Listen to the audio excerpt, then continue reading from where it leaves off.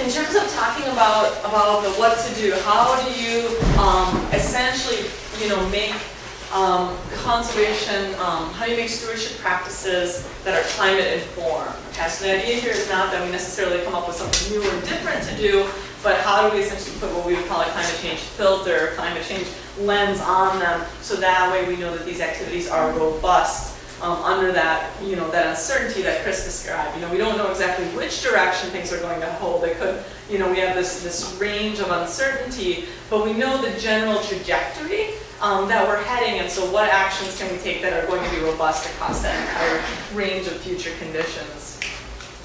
So I'm going to step back just a second, I guess, before I do that, and I'm just going to lay out a few definitions and talk about, I guess, what I'm going to talk about and what I'm not going to talk about, just to kind of get a framework for this. So 2 words, adaptation and mitigation. I'm sure you're familiar with this. I just kind of want to straighten these out a little bit and clarify and maybe give you an example of how to communicate these issues if you ever need to, although we probably won't. So if we start with thinking about people, because of course we're the center of everything. So we're going to start with people. Always start with people. Unfortunately, in this case, people emit greenhouse gases. That's what Chris talked about in his presentation. So if we think about human emissions of greenhouse gases, those are results in climate change, and that results in these impacts that we discussed during the first part of the session this morning, and those affect people and then the things that we care about. And so yes, this is a completely oversimplified graphic, but it kind of helps to think about the different ways in which this works. Okay, and so essentially we're causing this greenhouse gas issue, this climate change, and then that's going to have effects on us and these ecosystems that we're concerned about.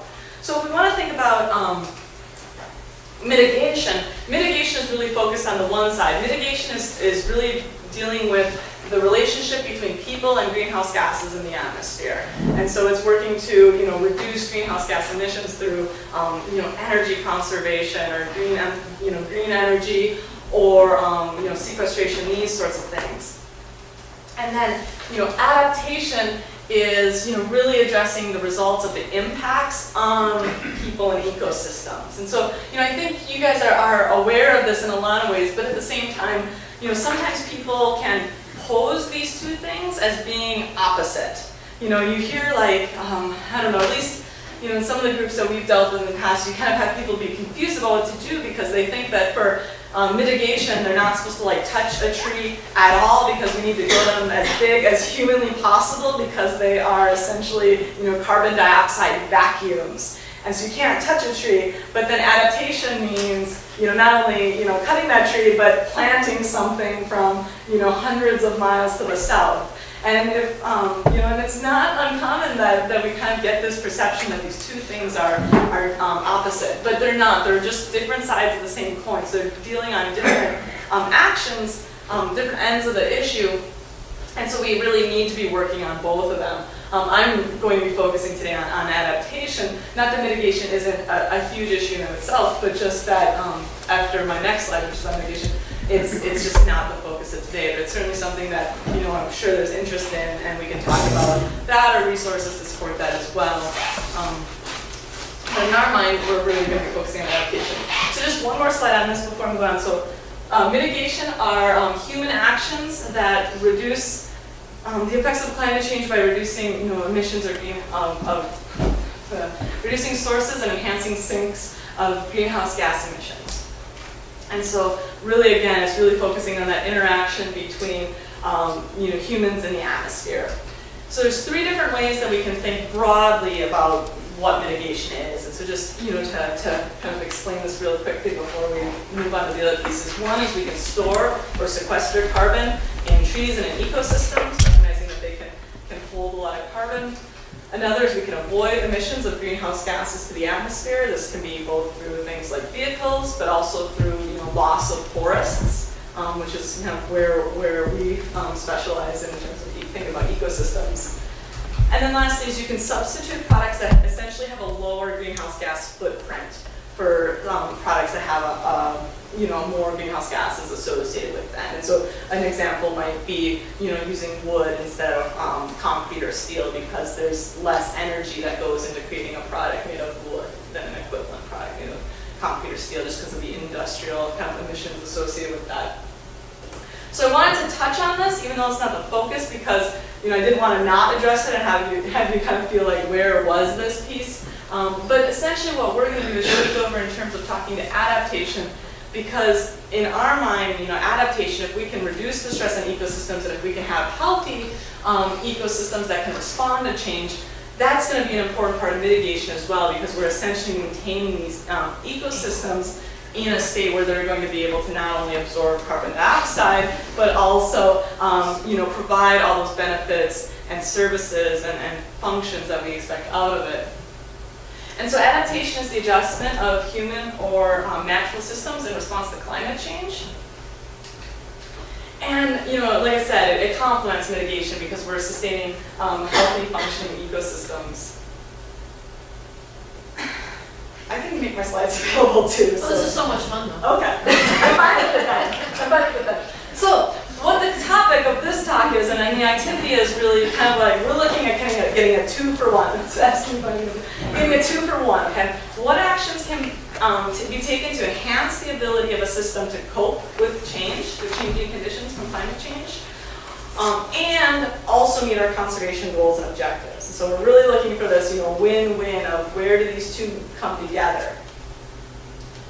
And so this is really what we're going to be thinking about in terms of that part of, what do we do? We have a conservation goal related to, protecting water and protecting wildlife and enhancing, protecting resilience of the systems on the landscape. But we also want to do that while thinking about how to do that in a way that's going to enhance the ability of systems to cope with change.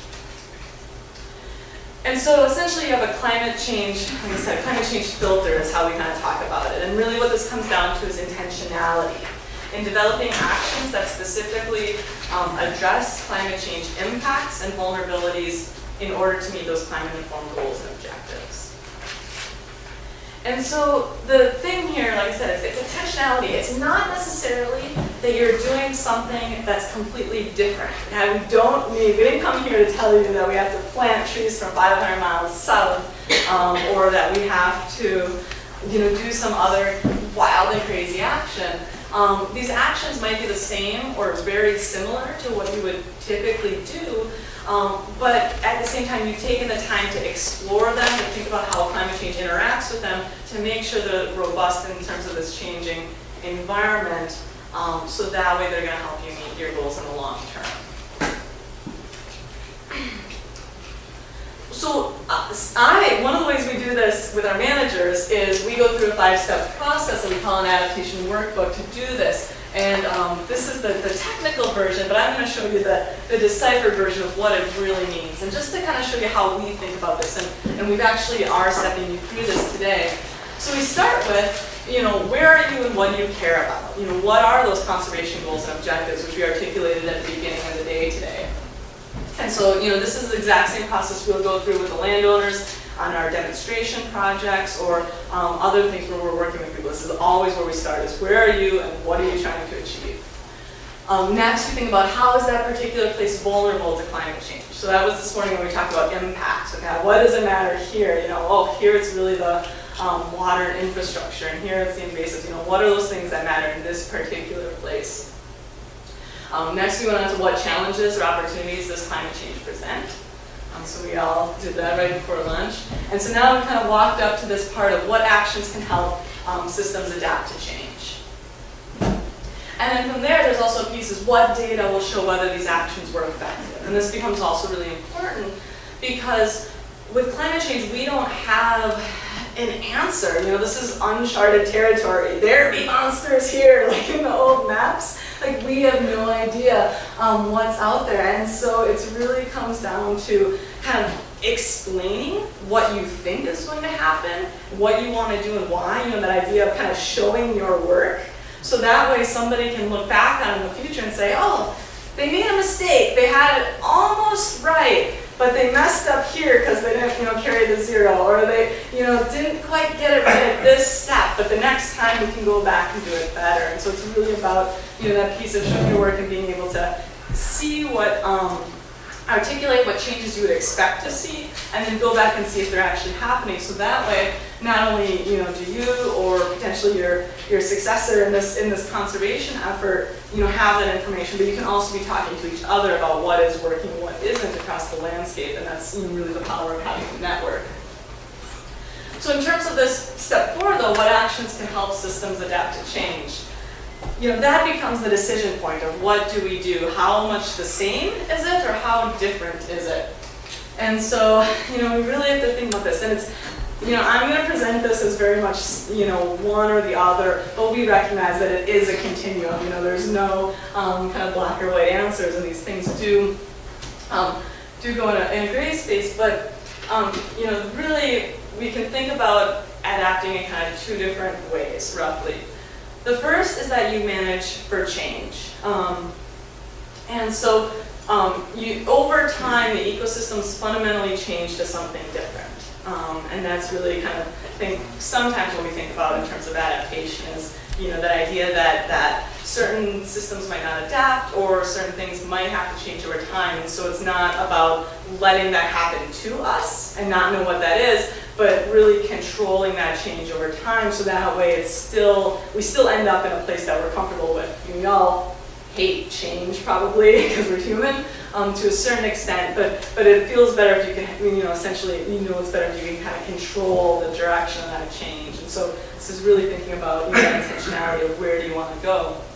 But equally important is places and decisions where you decide to manage for persistence. You manage to maintain conditions as they currently are. And that's where we got to about, kind of this idea of the same character and expectations that things, might have this certain look, might have a certain function. There might be attributes that we're really trying to preserve on the landscape. So again, this isn't a, one or the other necessarily change of decision. It can be where you might decide to, change in some places and persist in some places. You might make different decisions on the landscape because of the particular situation of a place, because of a landowner, because of a concern about maybe a particular resource issue, or just a barrier to getting something done. It might just be easier to change in one place than another. You might change over time. You might decide to kind of maintain this, system as it currently is. But you might identify a point in the future where, if something happens, if we can't, maintain it in this certain condition, or at least in this, quality, that's when we might change it over time. So it's not that you're necessarily kind of planning to keep it, the same forever, but you might be kind of prepping, keeping it the same until a point where you might make a decision at a future time. So there's change, you can do it in terms of different places on the landscape over time, and then of course there's gradation as well.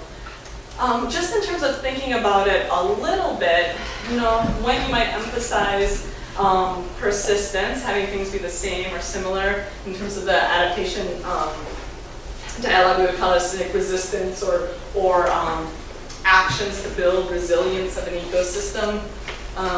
So when we might do that, it might be a place where you have a high ecological value or a unique or rare condition. There's something about this place that doesn't exist elsewhere. There's really something worth keeping. And this is a little bit tricky because of course every place is special, or almost every place is special. But there are ways to think in terms of there might be high biological diversity. There might be something that's here that's nowhere else.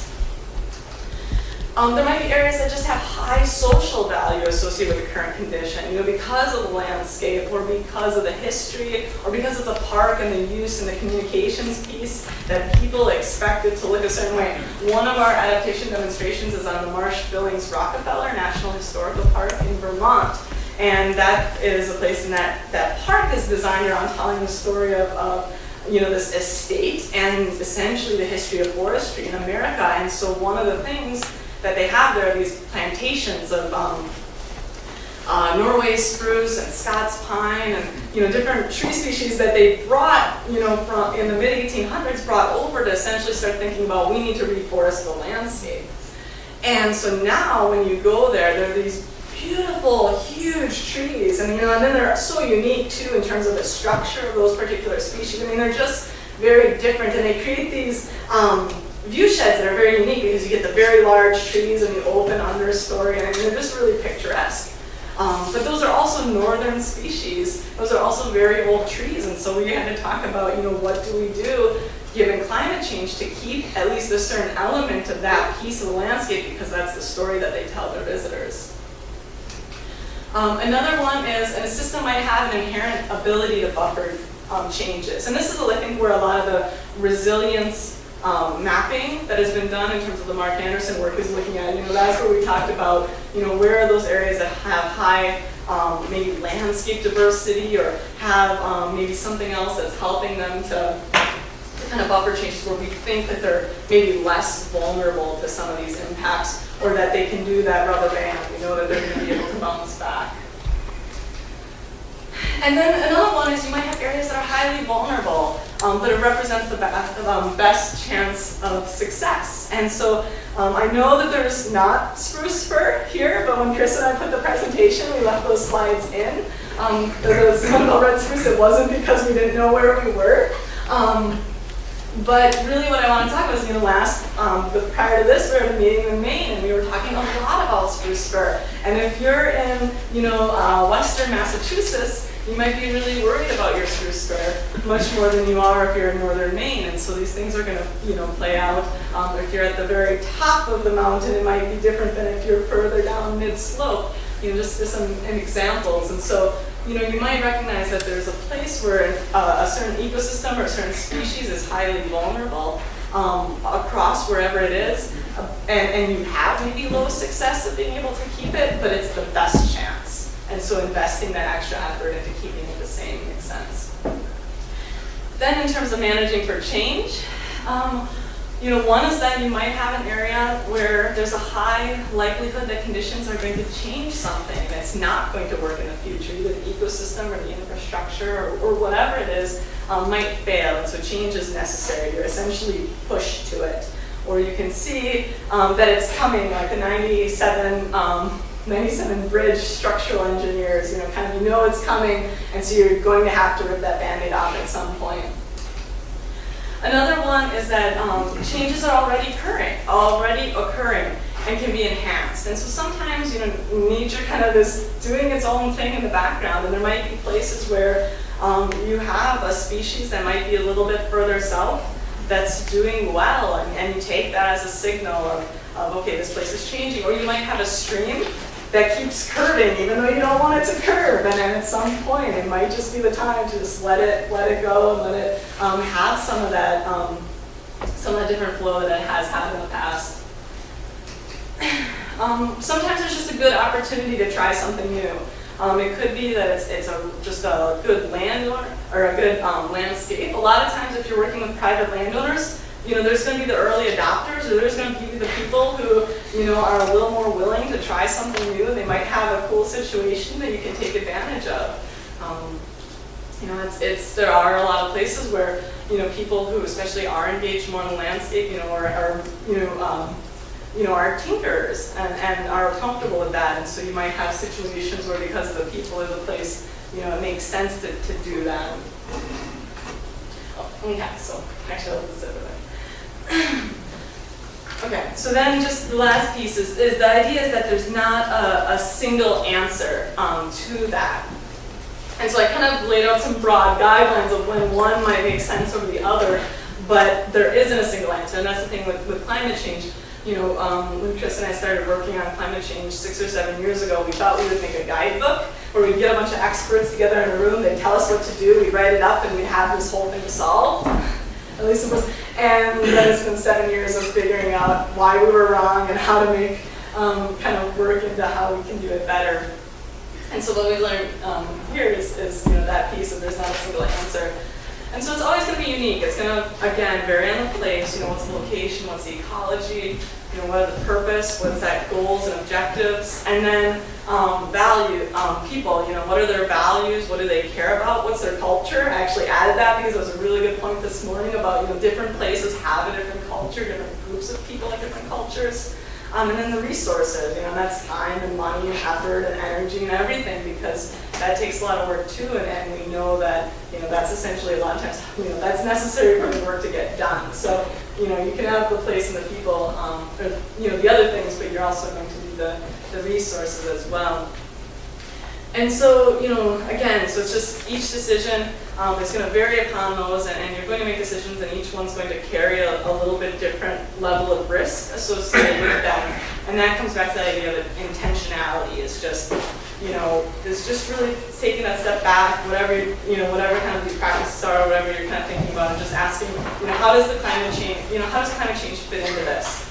Not that it has to become about climate change, but as we're considering, as we're considering our conservation goals, and we consider, who's on the landscape, as we consider the waters, we consider the roads and the infrastructure and the houses and fish and all these other things, you have to consider the local town commission, everything you have to consider to add climate change into that as well, and factor that into your equation about how you're kind of calculating risk when you make decisions.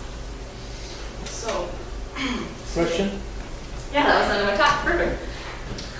So I'm actually, I was stuck on the under persistence, one of the bullets, the last bullet was highly vulnerable, but place represents best chance of success. And then go to the next slide. And I was thinking about that particular item, but within the context of place, purpose, and people, and thinking about, so if you had a landscape highly vulnerable to the impacts of climate change. So looking location and ecology, maybe that relates to that.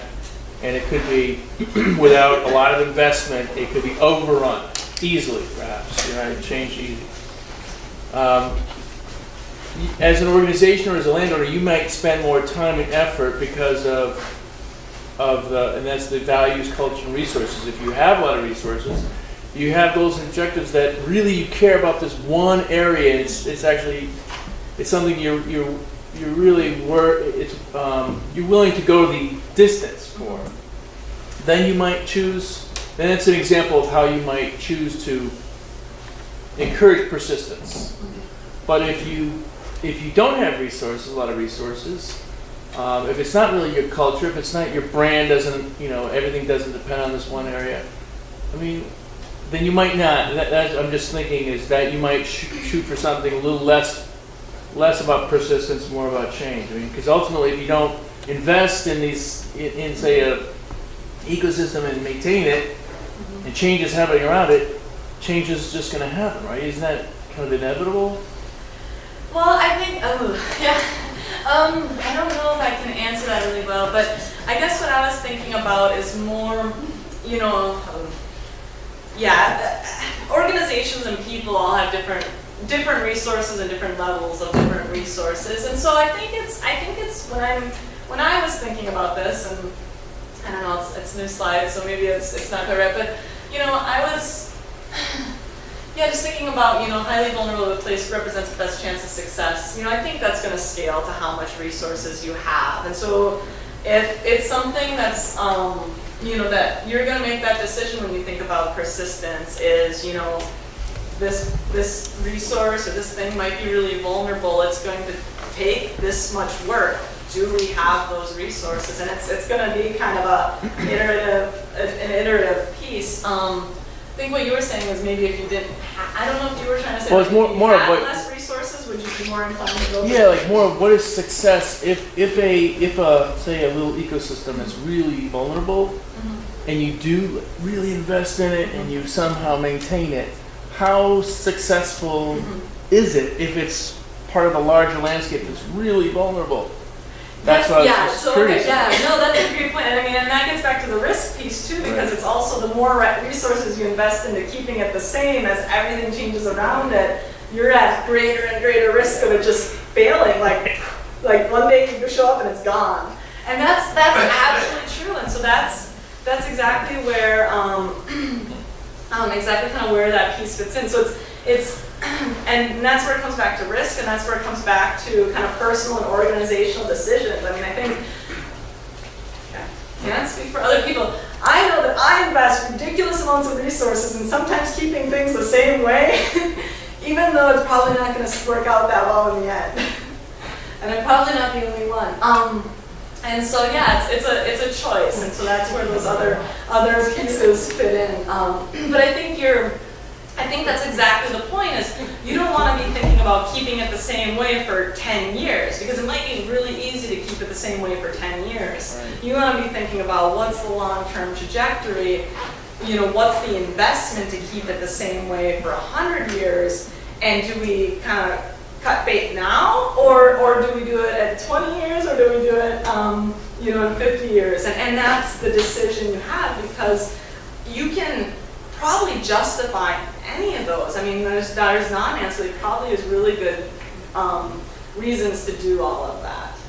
But I think it's that piece about, thinking long term when you make those investments, either whether it is into persistence or change, because you're kind of, to some extent, there's time, especially in the near term, but you're starting to pick a trajectory.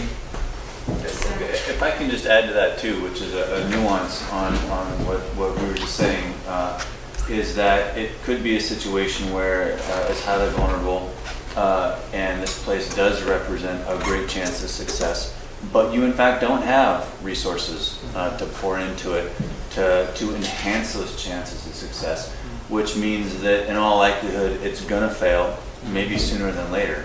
And you realize that, but for whatever reason, perhaps you're mandated by law, perhaps it's your trustees who have decreed that you're to maintain that system the way it is, or if you don't have resources to keep it that way, don't mess with it, don't encourage change. And essentially what that discussion can become with the public, with trustees or stakeholders, is we've chosen in the meantime to try to pursue a persistence set of strategies, but they are very high risk, and especially because we don't have resources to do it as well as we need to, perhaps even over the short term, we're very highly likely to fail. And so, that frank assessment and discussion of risk ultimately becomes part and parcel with the discussion of climate change, because the situation is not static any longer. I just kind of wanted to interject it's a hard concept and I have a hard time with it in my life, but just grasping the impermanence of the things that we do. Sometimes it's not for the actual success and value of a measured thing. It's for us as organizations being leaders in an area where leadership is needed. So you might not have things going on that you could say, hey, you know what, this is a measured mark of success. It could be on a different scale as well. So I just wanted to put that. No, that's and that's the, what is the thing? Influence is also a resource. So. So we're kind of faced with managing the change, and it's a matter of how much we want to keep the same, or in our case where we're an all-volunteer land trust, but we oversee a good bit of property within our town, basically maintaining the rural character of the town. It's probably just as important to see, to almost accept the fact that maybe we have to be comfortable with the change and accept that and just ride that wave of change. Yeah, and I think, the idea was to kind of bring these ideas, and it's unfortunate that we don't have a single solution and silver bullet to give you, and it is more of these ideas, but, to get back to the idea of risk, is I kind of think, I think about it as kind of like your portfolio. Everyone, when you go to get your Center for Retirement and they figure out your personal risk tolerance, I feel like each landowner and each organization and each landscape kind of has its own personal risk tolerance based on its situation, and so you're gonna, just like how you make a big differences on whether your kids are 8 or whether they're 18, you kind of make decisions based on those other pieces. And so I think at this point, it's sort of just awareness. It's really starting to think about how do honestly, it sounds so big, but I think it's about how do these things kind of make us feel, and so that way you can kind of think about, okay, as an organization, as a group of individuals, and as we start to reach out to different landowners, where are all these people and what's their, what are they concerned about? You know, first that impact, what are they concerned about in their place, but then as you start to think about these changes, you know, what are they willing to bite off? Because it's going to be highly variable. So it's not you know, even though I presented it as kind of one or the other, it's a lot of different things in all different places. Does that help? Yeah. And so at this point, you don't have to make a decision as a focal group, and you probably never will, but I think the idea is to kind of try and figure out, you know, in your minds maybe, what are some opportunities where you might be looking for managing for persistence, and what are some opportunities where you might be looking for change? Because you're probably going to be doing a mix of both. And so just kind of thinking about, you know, which makes, you know, what's your version of this, you know, look like when you put it in the context of your particular focal area. Yeah, sorry. Correct me if I'm wrong, but it seems to me that we might be talking about applying these strategies to rather different things. That is, if we're talking about a landscape, managing for persistence seems to me to be futile potentially, and they all seem to be highly vulnerable. If we're you know, I would think if you're looking at it on a landscape scale, you're just going to have to deal with change. I mean, that's just what we're facing. Whereas if you're talking about specific species, a tree, for example, or something like that, persistence might be something that you were interested in managing for, and you could probably find plenty of people who would be interested in pursuing it. We're going to be talking about different things. It's going to be a question of balancing to some extent whether managing for the persistence of that one feature is really worth it given the changes that are happening at the scale. It seems to me it might be a little more complicated than this suggests. Oh, it is. And I was trying to kind of simplify some ideas, but not suggesting that actual implementation was easy at all. But I think that makes, like, I mean, I think what you're saying, the long-term landscape is going to change, but, you know, go back to our English method, where are those pockets that ecosystems or like characteristics or that, you know, various features might persist? Yeah, and that's where, you know, my ability to kind of translate that ends, because I don't know these places, and that's where you pick up the torch and run with it because you have a better sense of how this is going to play out. But yeah, I was really thinking more about attributes of places, not of particular species, although that one example was examples of species. One of the ones we seem to be talking about in terms of generalities here is the idea of water quality. And one of the thoughts that occurs to me is that I think what we're driving for is to try to get stream flows to be a little more constant, because what we're looking at is situations where stream flows are going to be very inconstant. We're going to have high waters, we're going to have no waters. And suddenly it's occurred to me that preserving our wetlands becomes even much more important, because these are the big sponges that are going to hold this up to say, hey, you just dumped all kinds of water on me, but I'm not going to let it go right away. I want to be able to take, during my times of, let's say, spring rains and the late snows, I want to be able to save those, because I don't want it all to be dumped at once. I want to slowly, like, do a little more used to it. And this seems like, you know, one of the areas.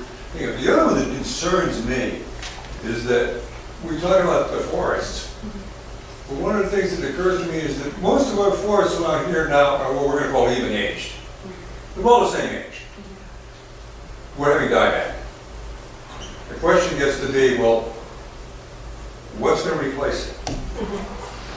And how do we encourage this? Or once we start creating these holes, and now the sun gets in, and the invasives invade. Yeah, no, you're absolutely right. And actually, that is a perfect. This is like I should pay you, but I didn't. You just did that for free because I would have paid you because that was a perfect segue. So no, that's a perfect segue. So that is a perfect segue. So our next activity is going to be okay, what do we do? And how do these pieces fit? And this is hopefully these ideas are a framework for thinking about about that. But yeah, the real step becomes, okay, now when we think about recommending conservation practices, what are stewardship practices, what are those? And so an activity that we'll have for a little bit yet this afternoon is going to be looking at a list of stewardship practices that HISET crews developed in terms of, and the H2H crews developed in terms of thinking about things that you might recommend to or suggest and try and get more landowners to adopt in addition to just the land protection. And I think Bill explained this a little bit at the beginning, but I'm also going to give you the opportunity or any, I don't know to what extent you have kind of explained this to the group or that I should just run with it. So, all right. You mean the stewardship practices? Yeah. That's okay. Yeah. That's fine. What's that? Sarah, you want to talk a little bit about that? The stewardship practices? Where they came from and why we collected them? And Actually, I think it's Chloe here. She's the one that. That's okay. I'll explain it then. I got it down. So what we're going to do is we're going to look at, the folks have gone through and they've looked at stewardship practices that local conservation entities like the Natural Resources Conservation Service and some of the soil and water conservation districts suggest. And so it's things like we've talked about, you're not familiar with because your trusts have been doing them, like removing invasive species or exactly given, these other pieces, managing forests or, kind of dealing with, either restoring wetlands or putting in riparian buffers along streams, things like this.